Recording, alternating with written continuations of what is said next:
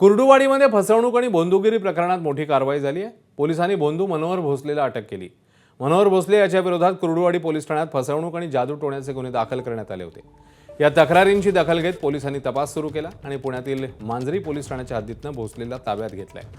भोसलेवर जादूटोणा करून लोकांची फसवणूक केल्याचा आरोप आहे। या प्रकरणामुळे परिसरात खळबळ उडाली आहे।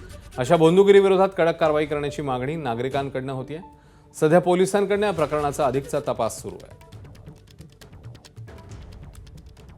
आरोपी मनोहर मामा भोसले ह्याच्यावरती कंप्लेंट होतं की त्यांनी फसवणूक करून त्यांनी छळ केलेले, त्यानुसार गुन्हा दाखल झाले आणि त्यांना आम्ही ताब्यात घेतलेले। अटकेचं कारवाई चालू आहे।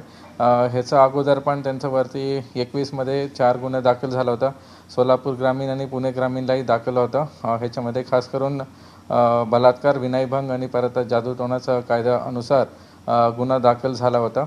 वरिष्ठांच्या आदेशानुसार ह्याच्या गुन्ह्यामध्ये पण आम्ही खोल जाणार आहे।